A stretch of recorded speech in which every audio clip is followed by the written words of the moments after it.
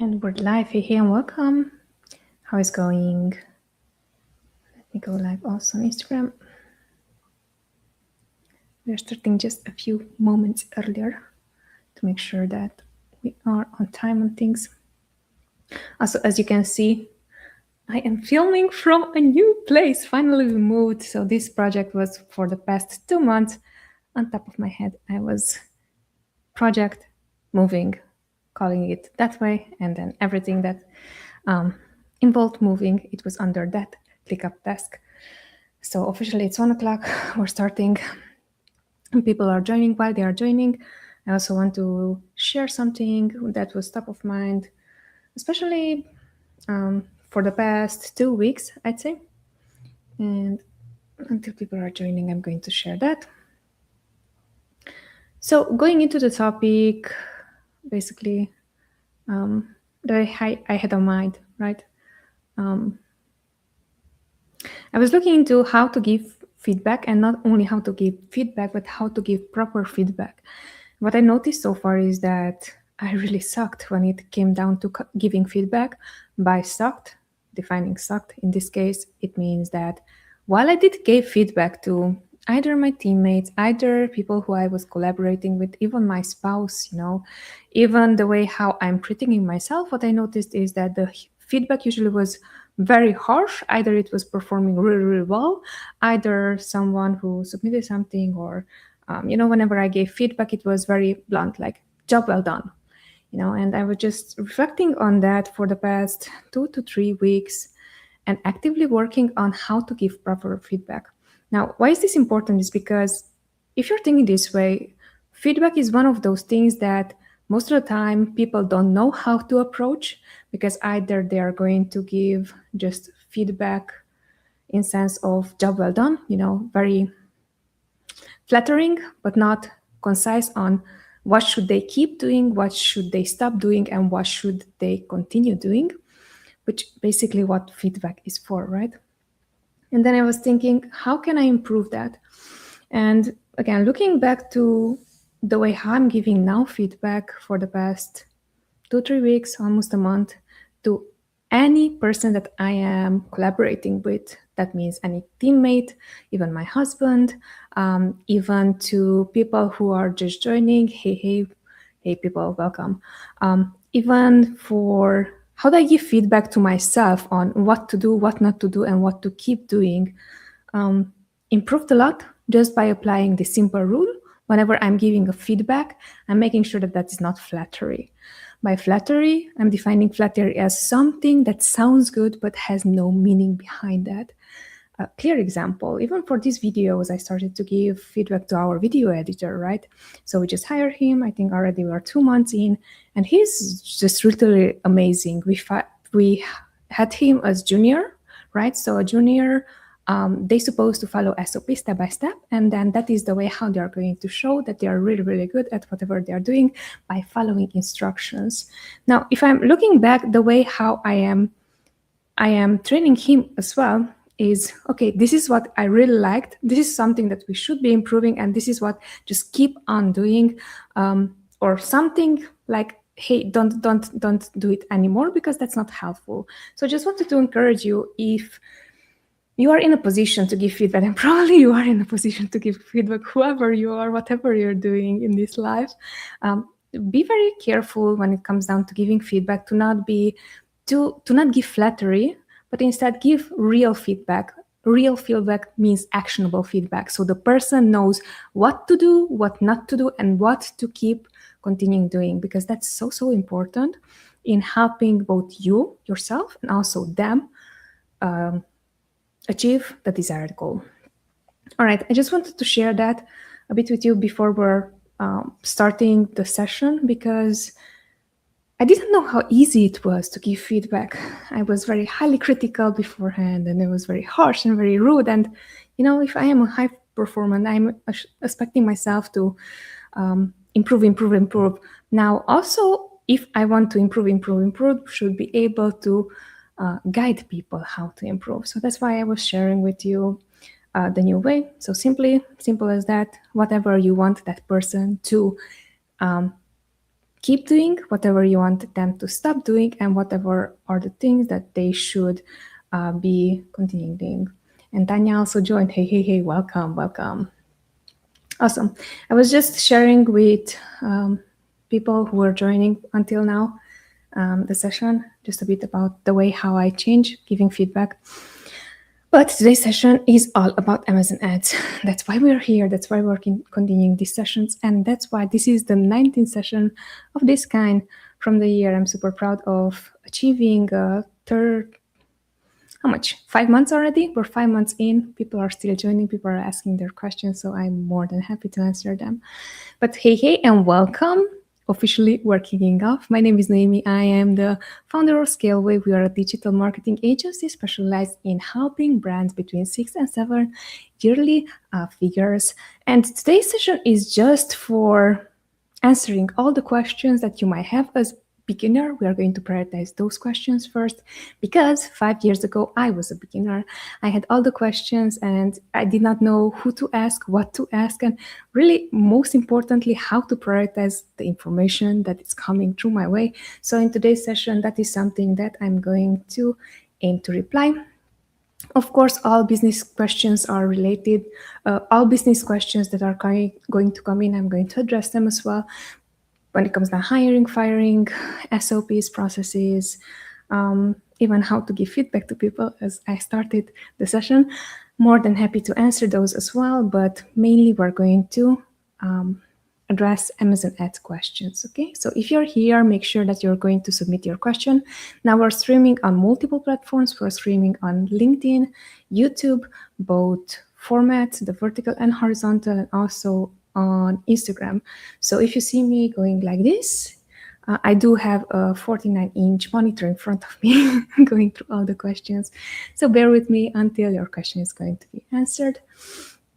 But yeah, kicking it off right away, I'm going to start with the very first question that has been already submitted. It asks, how do I properly use Helium 10 to do keyword research for Amazon PPC? So Helium 10, it is one of the softwares that we are also using in the agency, and most sellers might be using within their their brand when selling on Amazon, especially because it's going to be very, very helpful for them to get either understanding of which keywords to use or what positions are they sharing when it comes down to market share or many, many things. But since your question is super specific when it comes down to keyword research, the way how we like to use Helium 10 is first we are going to look whatever our listings are ranking for. So we are going to find those keywords. And then the second thing, we can also find the keywords that our competitors are going to rank for and which are the keywords that are bringing them money, so we can also target those keywords within our listings, SEO, and also within our advertising strategy.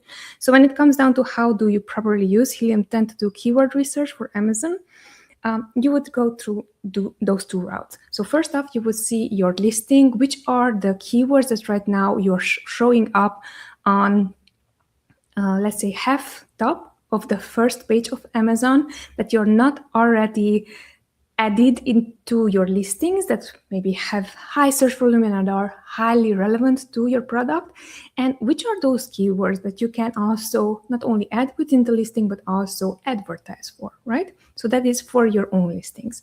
Now when it comes down to competitors, you would do very similar approach, but here what you're looking into, you would take your 5 to 10 top competitors and make sure that you're going to go through and see whatever are the keywords that they are ranking for that are bringing them revenue, basically, and then how could you reverse engineer whatever they are doing. Now, very importantly, when it comes down to this strategy, first we like to implement whatever is missing from our own listing, because what we noticed is that while it's great to know what competitors are doing, most of the time you might be even neglecting whatever already works well for you, for your own listings and the keywords that are within the listing. So that is the first jump, and it's the most percentage that it's going to bring sales to us. So that's why I'm saying that's how you would do keyword research for Amazon PPC ads and also SEO when it comes down to Helium 10. Right, next question. How should I structure a PPC budget sheet to track spending and performance? So when it comes down to PPC budget sheet to track spending and performance, the way how we like to do this whenever we are providing reporting for the brands that we manage is we want to see how much money came in, how much money went out, basically. So a P&L, and then it's going to be everything that it was both organic and also ads related. So that is the revenue, top line revenue, right? And then based on that top line revenue, we are calling it TAC cost. So total ACOS of goods sold, so organic plus ads. Out of that percentage, what we want to also see and know is how much did we spend on advertising to get there. Because what people might not know is that advertising also is going to help you was that you're advertising for particular keywords, and once those keywords become relevant to your customer, and Amazon is going to reward you by ranking you higher for those keywords, those are also going to help you with organic ranking, right? So this is why we are seeing it as a total rather than this is how much I spent on ads and that is it, because that spent on ads, actually it's ending up in organic sales if it's converting. Now, if it's not converting, it's not going to end up in organic sales. So what is going to be really important for you is like, what is the top revenue? And then based on the top revenue, what is the split between ad spend, and then ad sales, right? So that is ad related, and then ad spend, and then total revenue. If you know these numbers, it's going to help you tremendously with how do you structure and how do you strategize when it comes down to spending performance. Now, when it comes down to how should you structure a PC budget based on this, what is really important, it is the phase of your product. If you're in a product launch phase, for example, that means that you are going to be heavily investing on advertising that might or might not convert, especially if you're new on the market, no one really knows your product, you barely have reviews. Probably you are going to pay more to gain the trust of your customer, aka in this case, it's going to take you some more time until you're going to convert, right? Because people are just going to, even they are clicking within the listing, they're like, oh, okay, so let's say this is your product, the Blistex medicated mint balm, right? So this is already a known brand, but let's say that this is not a known brand. If you would be selling this product on Amazon and you're just new to the market, all your competitors that are selling a product that is similar to whatever you're selling are going to highly likely have more reviews, better reviews than you have. So you would need to gain the trust of your customer. So that's why I'm saying for product launch phase, usually tacos is going to be way higher. It can be up to 100% tacos when it comes down to that, because you are just, a blip on the marketplace and you're trying to make the first sales. If right now you are not anymore in product launch phase, but you want to gain additional market share, for example, for a product that it would be quite similar to a product launch, because then let's say you're already spending $10,000 on ads and now you want to push top revenue 10 more or 20 more percent, then you would be investing in more advertising that might or might not convert. So then again, your tacos might be higher, but still not 100%. Maybe it's going to be 20% or so on, right? Whenever you have a product where you just want to keep low maintenance and just perform on the platform and maybe just advertise for your own branded terms and keywords, in that case, it might be that your tacos is going to be way, way lower. And here it can be anything that is under 10%. Now, very, very important is that once that you understand these three routes that you can take, that is going to help you understand how far you are from achieving a goal. Either do you want to get more market share, then you will understand I have to pay more, right, in order to get more sales. You want to keep that market share, then you also have to understand that it might be a lower tacos, but you're also risking the fact that if your competitors are going to bid more aggressively, they are going to take away market share, even from your own product. So there, just because it's a 10% tacos, that is not a good sign necessarily, but that is a sign of being proficient with whatever you are currently, right? All right, let me know if that answers your question. New question. Can I delete my Amazon PPC account, and what happens if I do? I have never deleted an account, so I am not quite sure what is going to happen if you do. But I'm assuming that you can. I'm also assuming that the way how you would do with this is Amazon has this very interesting way of like dealing with accounts. Even with my personal account that I wanted to delete it on the, I think, Canadian marketplace or something like that. They said that they deleted it, but I was still able to log in. So I'm assuming it's something similar with the PPC account. The way how we would deal with when you want to quote unquote delete an account, actually, we're just not going to invest anymore on the advertising side. And then Amazon, it's just going to close the account itself. I would not do the first route, I would just make sure that, okay, I'm not going to pay anymore for ads. And that's the easiest way how I'm solving the problem. Right, people are still joining. Welcome, welcome. What does it make? Next question. When does it make sense to unarchive an old PPC campaign instead of creating a new one? To my knowledge, right now I'm recording in March 3rd, Tuesday, 2026. There is no way to unarchive Amazon Ads campaign. You can also open up a ticket with ad support to ask them if they might be able to help you. But in this sense, what we would be doing, we are usually not going to go and open up a ticket, but we are going to create a new campaign instead. Okay, answer that one. Next question is,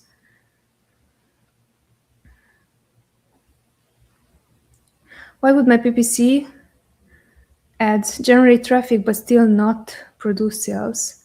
A few reasons for that is we want to understand what is happening on a listing level. So it can be either listing level or either it can be ad generated level. So when it comes down to listing level, we want to see clearly that your listing is eligible to advertise. By being eligible to advertise, now you know clearly if the listing is eligible to advertise, it should be on the ad side level. Now, before I'm going into the ad side level, allow me to explain which are the things or the checklist that you would need to go through in order to see that your listing is eligible to advertise. First off, is the product itself eligible to advertise? There are certain categories on Amazon where you cannot advertise, right? So sexual wellness products, for example, is something that you cannot advertise on, and there are many, many more like that one. Knowing that is going to allow you, okay, so it's not the listing itself. One more thing, but what can cause listing ineligibility is if the ASIN gets suspended in any way, you cannot advertise.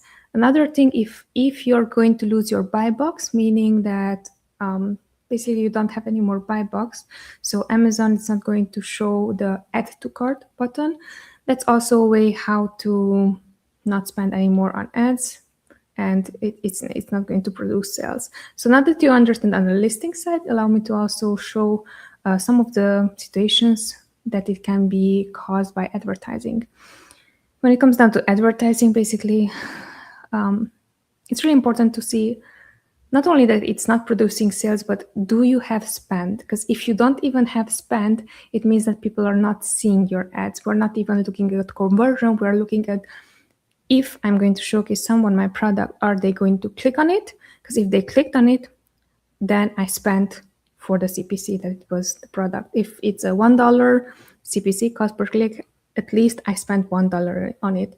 But if you don't have even impressions for the product, meaning that it's not even a blip, on the screen, like people cannot see your ad, it means that you're bidding too low, meaning that no one is seeing your ad.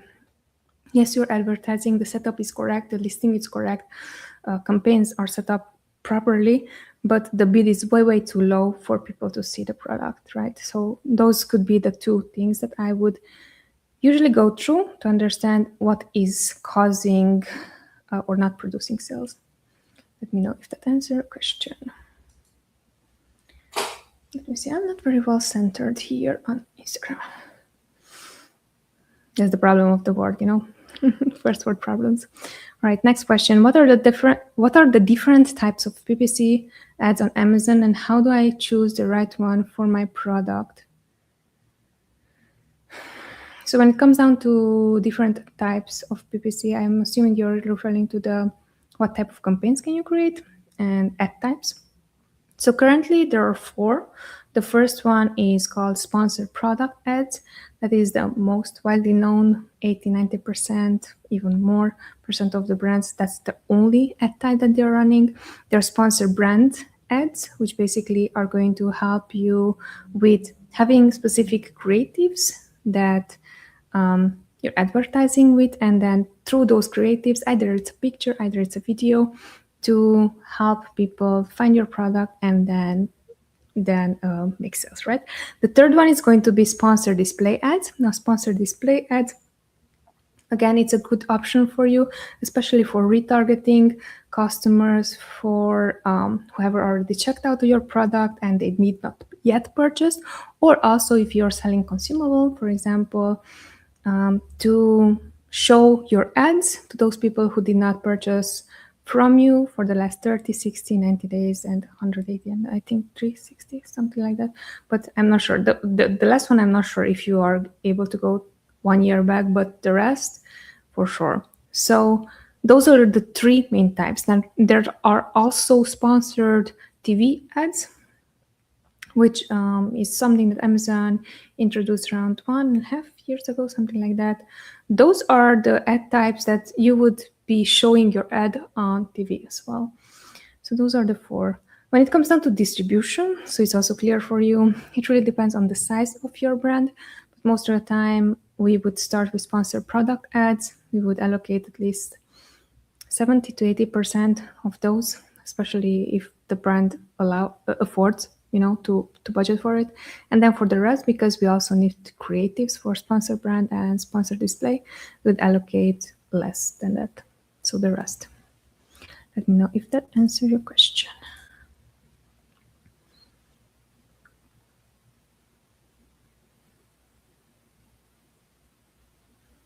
Okay, next question is, how do I create a clear PPC performance report inside Amazon?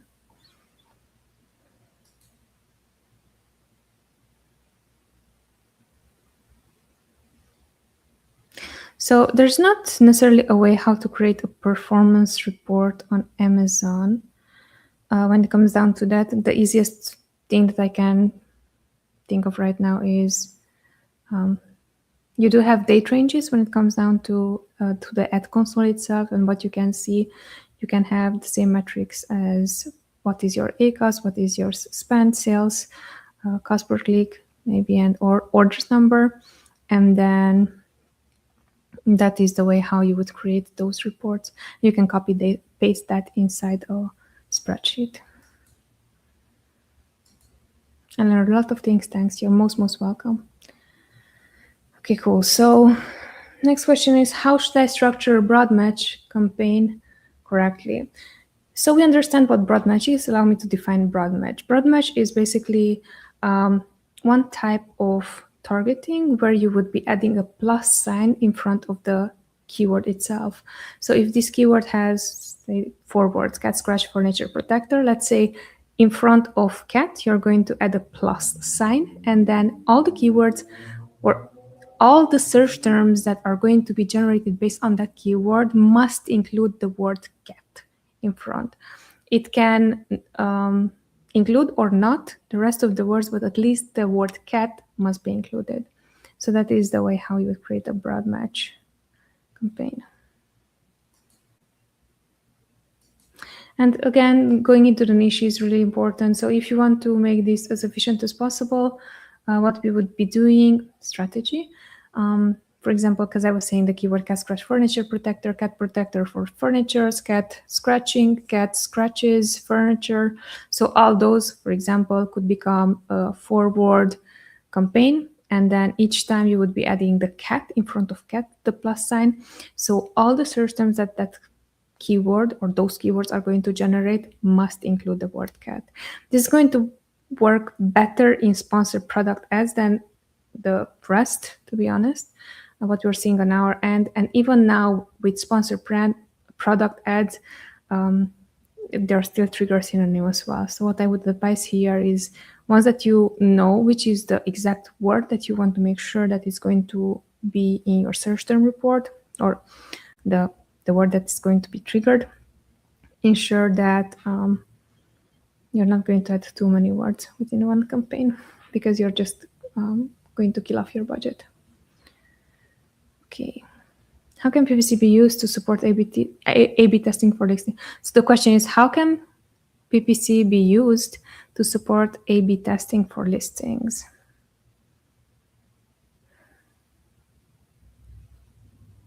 Let me think this through. When are we using ads to support A/B testing? Really important. Let me share with you what we don't do. So whenever we have any A/B testing, when it comes down to listing, we are not going to increase the ad spend, decrease the ad spend. We aim to allocate the same or similar amount of ad spend. Why is this important? Is because what we don't want to do is generate false evidence for things that they work or they do not work. So whenever we would do A/B testings for listing, let's say we're testing the creatives for a listing, we would allocate exactly the same ad spend or very, very similar ad spend like we did for the past.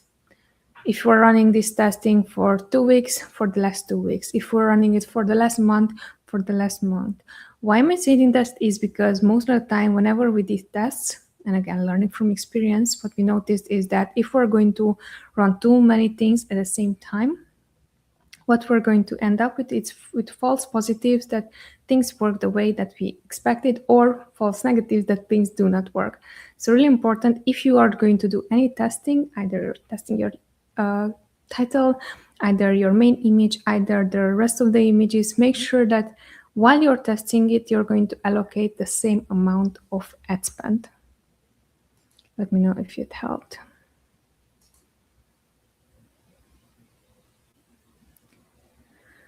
Oh, this is really important. Very good question.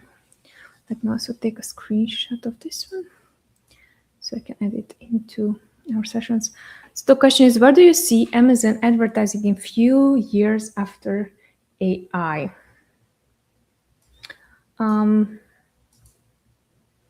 Right now what I'm seeing, Amazon is really pushing a lot of AI agents when it comes down to how to run ads. And by AI agents, what I'm seeing is that they either produce reports on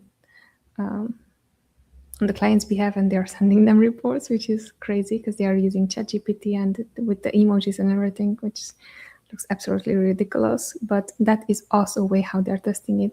Second way how they're testing it, they're running lots of A/B tests when it comes down to creatives optimization.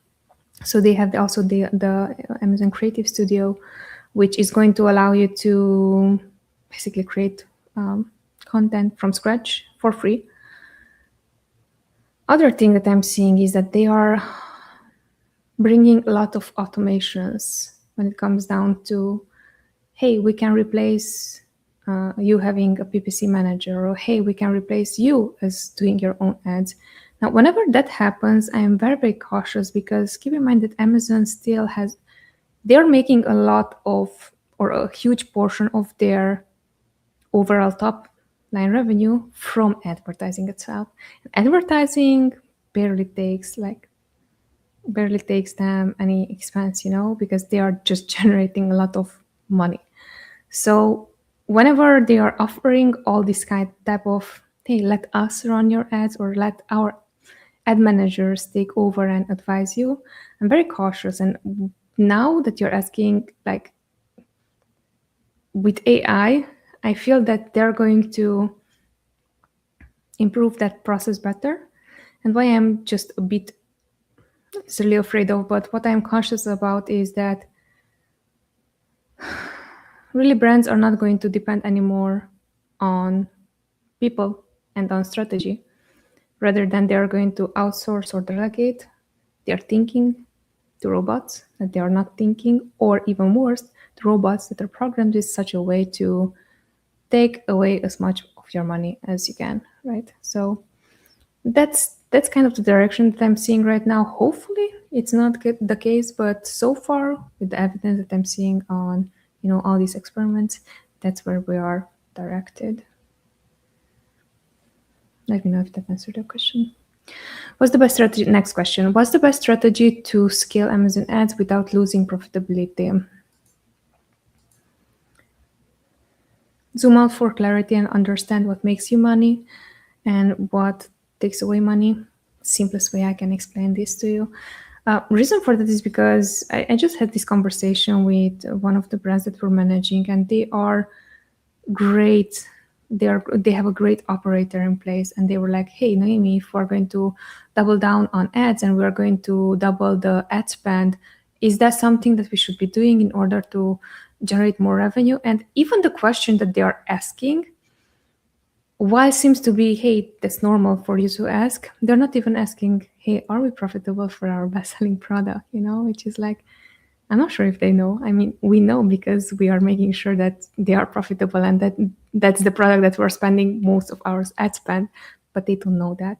So what I feel it's usually happening when it comes down to scaling Amazon PPC without losing profitability is first off understand where does the money goes, because if you're investing on a product where your profit margin is negative and if it's not in a strategic way, so if you don't want to gain additional market share, if it's not a product launch, if you don't want to make more money on that product, what you're doing, you're literally losing product. So I'm not talking about moving inventory because of old age or I don't know, just getting rid of inventory. I'm not talking about that. I'm talking about, hey, this is a good product.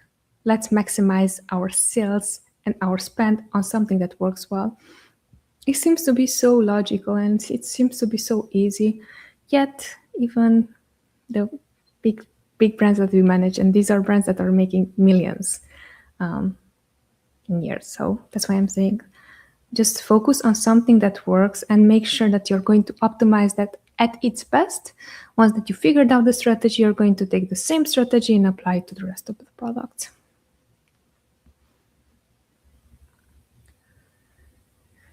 Right. All right.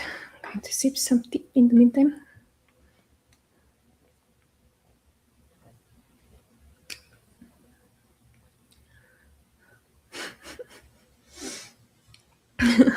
Ryan, are you sure? Look at my belly. I'm pregnant. Just because you expect something, things are not going to happen, but appreciate your openness.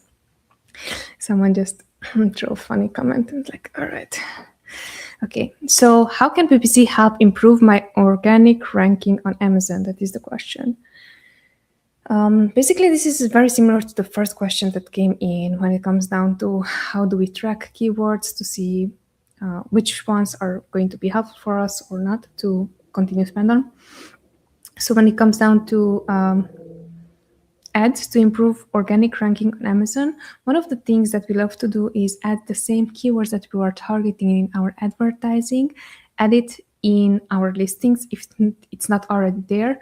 Why? Is because literally Amazon's algorithm and like the search, all the search algorithm, it's made in such a way that if you contain those specific keywords within your listing, so SEO basically, then it's going to promote the listing even further. Even if we're advertising for it, it's going to, again, promote even further. And it's really interesting, and I just want to share some of my thoughts when it comes down to, I was chatting with Grok.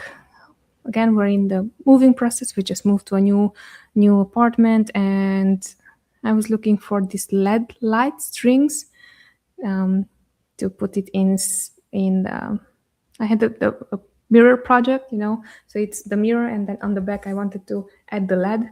And then basically I was chatting with Grok and I was asking, okay, how do I do this, and what is the LED type that I need to buy on Amazon, and can you find it for me on Amazon? And it shared with me lots of listings from Amazon. And then I was asking, hey, are these brands advertising on your platform, or why are you showing their product? And it was like, no, not at all. And I was like, yeah, but how do you know those exact words? And it was like reconfirming, this is SEO. They have those exact specific words in their listing. And this is how I did my research and find them.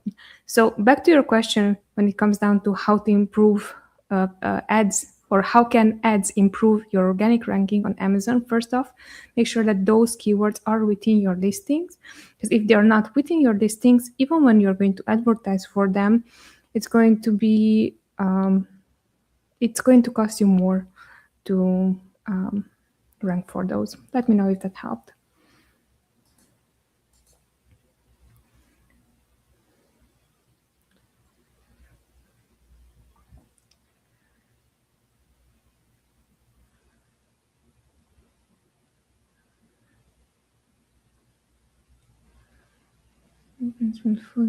Tools. Okay, so I just got a reply to, or a follow up to the question that was asked previously. I don't think so that brands will fully rely on tools because AI cannot think, can see external factors, and they run on which we say them to run, like ACOS are 50% decreased by 10, but the majority of tools can't see why ACOS go up and down. You know what? I wish to believe that as well. It's not true, unfortunately. Even with brands that I am talking to, and they are saying, "Hey, why are you charging this much to run my ads?" Because I had the software beforehand, and the software was $99 per month, and it was doing a better job than you did. I'm like, why are we here then if you don't need strategic input? So I still believe that brands who don't see the value of strategy are going to apply as much as possible tools and as much as possible software, and they're just going to let it run, because usually those type of brands are heavily reliant on the brand owner to run their own ads. And what a brand owner running their own ads don't understand is how much time, strategy, and keeping up with trends and keeping up with news and keeping up with whatever, beta testing Amazon is running right now, and investing time in that. Because if you're thinking this way, whenever you're hiring someone to manage your ads, you're not hiring someone who executes as like if then, just based on rules. You're hiring someone to see whatever they think, whatever their strategy is also. Or at least I love to hope so. If you're hiring out only bid management, a software might be great, right? Because it's only execution. But if you're hiring someone to grow your account 20 to 50% or so on, that is a different level of strategy. That is a different level of understanding things. Because even in your example, you are saying if ACOS is 50% decreased by 10%. Yes, I'm here to tell you that way you're not going to get market share. What you're expressing is an optimization towards profitability. Never with the accounts that we manage so far, the brands that we manage so far, did we get anywhere only via profitability. Everyone was profitability. The profitability is not spending less on advertising by spending less on advertising. The profitability kicks in by maximizing whatever works for a product that you have not have thought of. Whatever strategy you can do that is cheaper. However, you can improve pricing for a product that is going to give you higher profit margins, aka in that case, you're going to spend less on advertising. So we're not optimizing towards this is how high the bid it is, just lower the bid, but we are optimizing towards how can we make more money instead of just spending less. Let me know if that answered the question, because these are the type of questions that most of the time what I'm seeing, so many brands, they are just missing.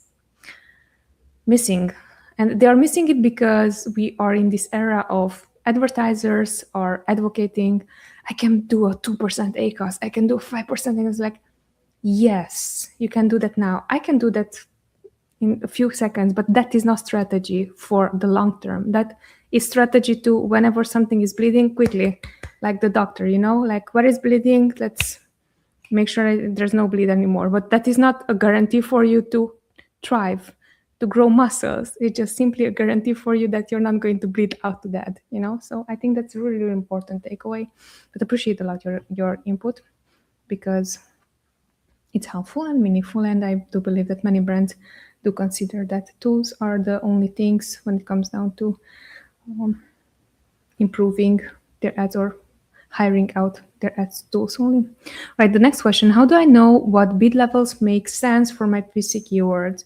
So when it comes down to bid levels, I am assuming you're talking about what is the correct bid when it comes down to your keywords.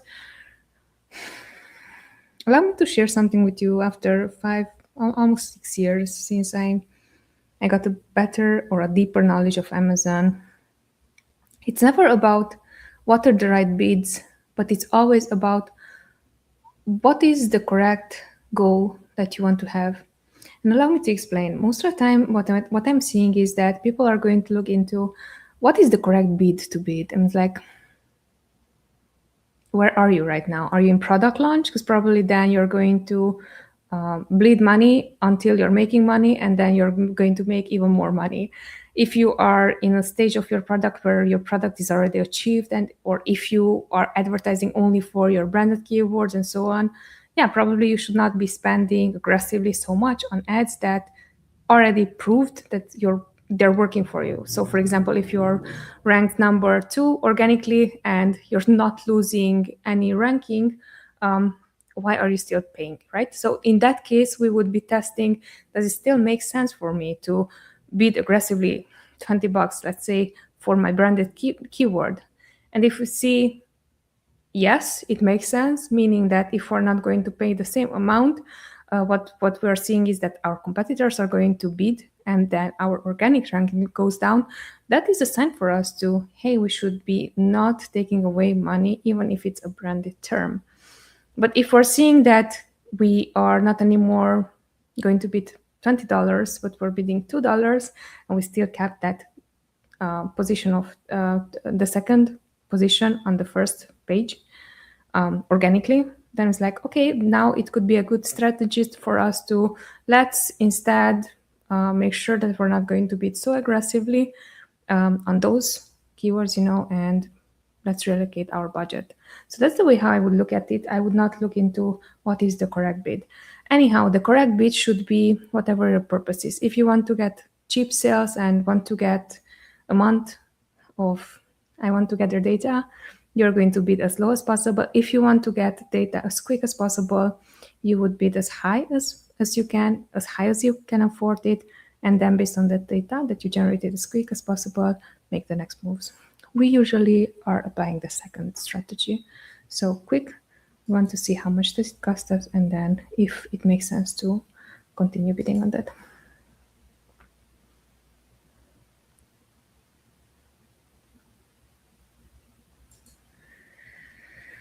Right.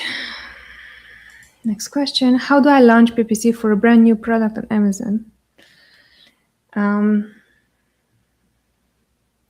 I'm smiling because this is one of the questions that constantly comes on to, like, for the 19th time at least on the session, since I'm running these. This is a really important question. How would you launch PPC for a brand new product? I'm telling you what I would have not done 6 years ago and what I'm doing now. I would take in exact match 5 keywords, 10 keywords, depending on your budget. Run ads for them, bid the highest as possible. If Amazon is telling you the suggested bid is $2, bid $10, and see where do you show up, and see how much relevance do you get, and see how quickly do you show up, and see if people are interested after they clicked on the product. So once that you're gathering that, now you will know, okay, these are keywords that are highly relevant to my product. If I'm going to do an exact match approach, how much money would I have to pay? And then based on that, you will see, okay, so actually it took me more than I expected. In that case, I would maybe pause a few keywords where the conversion is the lowest, and then continue with the next keywords, next campaigns where conversion is higher and it makes more sense, or CPC is lower and it makes more sense. If you're doing only this, I just taught you what, so many people are just overcomplicating when it comes down to launch. Don't do too many things when it comes down to launch, because what I'm seeing so far is most of the time people more of the things that you're doing, more your focus goes into it, more your attention goes into it, and then you're going to get overwhelmed because you don't have the one lever that's going to help you double down on the strategy that works for you. Start with the exact match campaigns, gather data. If the exact match campaigns are not gathering you the data that you're looking for, you can also start with auto campaigns, and then you can also start with discovery campaigns with highly relevant keywords for their product. But the exact match should be the first thing that you're doing.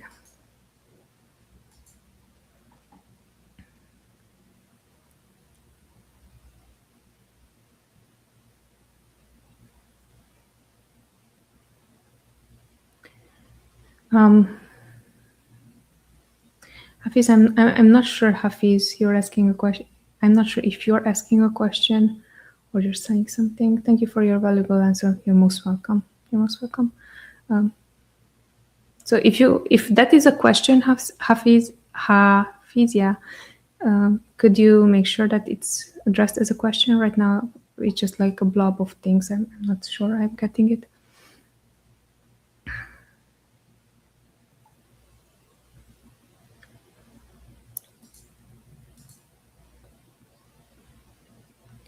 Okay.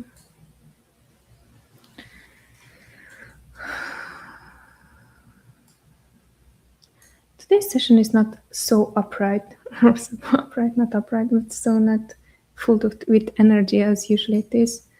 You know what? I'm still very, very happy. I'm actually 8 months, I'm eight months pregnant. Today, the whole time, baby was just kicking my heart. I'm like, this is still the best that I can do, and I showed up, so I'm so proud of myself. All right, back to questions. On average, how many clicks does it take to generate a sale with Amazon PPC? It really depends on how relevant and how targeted you are. Giving you an example, in general, if you're an exact match means that you are advertising for Blistex medicated mint balm, and that you're showing up for Blistex medicated mint balm. If someone clicked at least 10 times, and then there's a conversion, that is a 10% conversion. Now, if someone clicked more than 10 times, then the conversion is going to increase. If someone clicked less than 10 times, then the conversion is going to decrease. So based on that, first off, just make sure that this is conducted in an exact match campaign. Because if it's not in an exact match campaign, usually what's going to happen is that people are going to comment, preach you that conversion should be this high and so on. And they're not asking, hey, is this a discovery campaign where just I'm going to generate a lot of search terms that are not exact match, or is this an exact match campaign where I expect an exact match? Why I'm saying that is because if it's a discovery campaign, for example, you can very likely expect at least 20 clicks even, or even more than that without conversion. So just make sure that it's an exact match campaign. Am I AI? Do you think am I AI? Someone is asking in the chat. I do wish. Now I really wish to be AI. I'm suffering here. AI would not suffer. Okay, next question. Okay, thank you, Hafiz, for emphasizing more the question. So your question is, I understand that Amazon PPC is all about finding the right keywords and using them with the correct targeting methods, broad phrase and exact match. Yes. It also involves proper bid adjustments, budget control, and strategic placement optimization to maximize performance. Yes. If there is anything else important that I should focus on, please feel free to share. Hafiz, one of the things that you did not share with me at all is, what is your goal? What is the strategy of the campaigns? Why are you spending money? You should just share with me all the tactics, tips, and so on. And I super much appreciate that. Don't take it as in a wrong, don't take it as a critic. I'm just asking you, all right, so once that you want to do something, I need to know where are we going, just like a GPS. Right now I'm home and I want to go to, I don't know, I want to go out. I would need an address. So the address is our goal. If we don't know our goal, highly unlikely for us to get there even if we technically know how to walk downstairs to get the car, how to drive ourselves to point B, how to get out of the car, how to close, like lock the car, how to walk to our desired space, let's say to a park, for example, how to sit down on the bench, how to get up from the bench, how to come back home. But if we don't know the destinations between home, where is home and where is the park that I wanted to go to, it's highly unlikely for us to achieve it. So right now you shared lots of technical details. What else is important? I don't know. I don't know what else is important. Is this a product launch? Is this a product that already is selling? What is it? What do you want to get? Everyone wants to get sales, right? But sales come at a cost. And we need to know what is the cost that we are willing to pay. Because sometimes it can be that we should not be paying that cost, especially if we are selling a product that is highly unprofitable for us. No strategy, no insight, no feedback is going to help you to become technically or tactically better, because whatever you're focusing on is not going to help.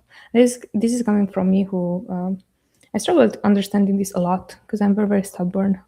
And I'm working right now on my, I've been working for the past few years on my stubbornness, but it has to do with being super tactical and believing that whatever you're going to do next, what is the new strategy and so on, that's going to work. Sometimes we just have to step back and understand clearly what is our end goal. Is our end goal to make more profit? Is our end goal to make more market share? Is our end goal to launch the product? Is our end goal to just call it quits with the product, pause everything? Because based on that, we can say, okay, now for that, to achieve that, what are the next tactical steps that you should be implementing? Let me know if that answers your question. 9 more minutes to go. Blink continuously. And I love the comments from the chat. Prove once that you're not AI. Suzu, you too. Prove once that you're not AI. How do I know that you're not a rogue bot that just like joined the channel? Okay. I promise that I'm not going to anymore comment back to this type of comments. They're just so funny. Okay. And you're also not rude. So if you had been rude, I'm just like not even answering. Blink continuously 10 times.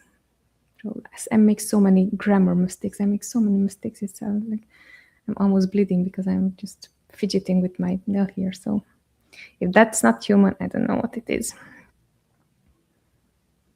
Next question. How do I see which keywords actually generated sales in PPC? The easiest way to do that is you're going to go to your ad console and you're going to download from the report section, the search term reports. Once that you're going to pull that data, it's going to show you exactly which are the keywords that work for the product, that did not work for the product, the keywords that are too expensive for the product, for your product, and the keywords that you should be allocating more budget to. That's the way how to do it.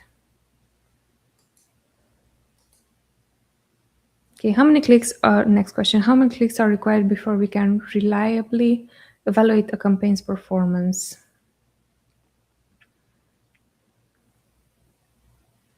It really depends on the type of campaign that you're creating. Example, if it's an exact match campaign, 10 clicks for the same keyword is going to act differently as if for a broad match campaign where the 10 clicks are going to be 10 different search terms.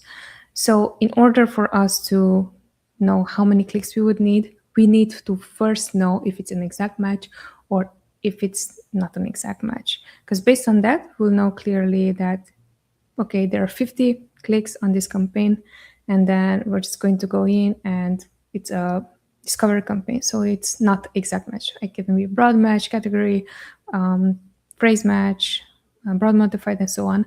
And based on that, what we can see is this one keyword, did that one keyword generate the 50 clicks? One keyword that generated 50 different search terms that generated the 50 clicks. You know if that explained. Next question, at what point do we have enough data to decide whether to scale, continue testing, or pause a campaign? Oh, love the question. So at what point do we have enough data? Let's define what enough data is. For us, for example, in ScaleWave is we're going to gather as much data as we need in order to get enough data. Now, the enough data in this case would be if we're running an exact match campaign, do we have at least 20 clicks to take one action for that exact keyword? And if we do, then great. But usually what we would do is not only test the one thing, but test 5 things at the same time. So for example, if we are running a campaign, we are running for one keyword a campaign in exact match, we would replicate the same strategy. So we would have 5 different keywords in 5 different campaigns in exact match, run them all together in the same time, run them for, I don't know, a week or as much as it takes for data to get generated. And then based on that, we are going to decide, okay, out of all these, which is the keyword that, one, we managed to produce at least one sale, two, it's the cheapest for us. So CPC wise, we can afford bleeding more for the keyword in case that it's not converting. And then three, must also be highest relevant for whatever we're selling. Because if it's something that is not even highest relevant for whatever we're selling, why are we continuing spending money for? And then the next, it's going to be which one had the best conversion, because we are treating all of them like exact match campaigns. So which one of these has the best conversion for whenever people are landing on our listings and they're purchasing the product with that specific keywords, we are converting highest. And then based on that, we are going to see, all right, so let's say campaign one, it's a CPC of $20. It's super expensive for us. So technically, even with 3 clicks, we have spent at least $60, right? So that can be something that, okay, now that we understand that it's so expensive for us, maybe we're not going to test that keyword further. But maybe we have a second keyword in the second campaign that it's costing us $2 to convert. For that one, we can generally have 10 clicks and it's going to equal with the first campaign that it was for the one click $20. So that's how we are strategizing the data. And based on that, we would decide when to scale, when to continue testing or pause them. So we're going to allow it enough time to generate the data, how much it costs us, and based on how much it costed us, we're going to see which one makes most sense for us to continue building on top. Let me know if that answered the question. Next question, if a campaign is receiving, we have 3 more minutes, by the way. Okay, so 3 more minutes to go. Next question, if a campaign is receiving a low number of clicks per day, how should that affect our evaluation timeline? We want to identify the reason why we are receiving only a lower number of clicks per day. It can be that the search volume itself for that keyword doesn't has enough search volume. So for example, 2 keywords, if we're testing them, keyword 1, it has 2000 search volume. Keyword 2, it has 200 search volume per month. Keyword 2, no matter how much are we going to bid for it, we're not going to get the same data as for the first keyword where people are actively searching for that specific product with that specific keyword. So technically, now that you understand that, that could be one of the factors. The second thing, when it comes down to receiving a low number of clicks, it can be how high are you bidding or how low are you bidding. In this case, what we are for sure seeing on our end, whenever we started campaigns with lower bids or as low as possible bids, we did not generate enough meaningful data for us quickly enough in order to decide to should we move forward or not. So in this case, again, the 2000 search volume keyword and 200 search volume keyword. Now, if we know already that the 200 search volume keyword is naturally going to generate less amount of eyeballs than the one that has 2000, next, even if we're going to up the bid, so example, even if we're going to up the bid from $2 to even $20, we still are not going to generate more eyeballs just because there are less people who are looking for that specific product with that specific keyword. So this is the way how we would evaluate when it comes down to the number of clicks. And when it comes down to evaluating timeline, there are 2 methods that we're using and in ScaleWave. inch up and inch down. The inch up method is going to, each time whenever you're starting a campaign, you're going to bid just a bit lower, and then increase your bid as day passes by, right? Either you can increase this during the day if you see that there's nothing coming in. Either you can increase this day 1, day 2, day 3, and so on, so forth. So you can have it that way. Either you're going to start at the highest bid possible, and then once that you see that you're getting lots of clicks, you can then optimize for profitability that way. The second strategy is something that we are applying more than the first one. There are a few instances where you would apply the second strategy. The first strategy is when we are seeing that the brand is heavily reliant on brand keywords, and then we're creating new campaigns and we're creating new discovery campaigns. And to avoid acquiring too much data that is not meaningful data, which we don't know exactly how it's going to work, there we would start with a lower bid. So even if we're going to spend money, we're not going to spend money that much as if we would when we're starting with the campaign with a high bid. All right, guys, that's a wrap. Already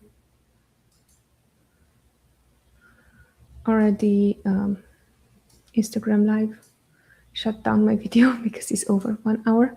So thank you so much for joining again. My name is Noemi. I am the co-founder of ScaleWave. I'm still saying that I'm the co-founder. Danielle told me, no, you're the founder of ScaleWave. Treat it as such. So I'm the founder of ScaleWave. We are an agency specialized in helping brands selling on Amazon, and our specialty is Amazon ads. If you found any value in this, feel free to join me during next week as well, same day and same time, because I will be back. And if you currently are a brand owner, managing maybe your own brand, or you have someone else managing your brand, feel free to give a shout, book a quick call with me. I would be more than happy to offer you a second pair of eyes of whatever is going on right now in your account, because what I'm noticing now, especially this year, with all the account audits that we gave, is the type of brands that are approaching us. Interestingly enough, this year, they just really needed a second pair of eyes. And once that they get like, okay, I'm doing things right, it's like, okay, finally, okay, that's good. At least I have someone else to say that something works well, and yeah, these are the things that I should be doubling down on. Most of the time, the fear comes down from, I'm spending money and I don't even know if I'm doing things right. So make sure that you're going to take advantage of that free session. It's going to be with me. So my time is valuable, just letting you know. All right, cool. So appreciate you being here. Thank you once again. See you next Tuesday at 1 o'clock p.m. EST time. Till then, be good, be brave, stay healthy. Take care. Bye.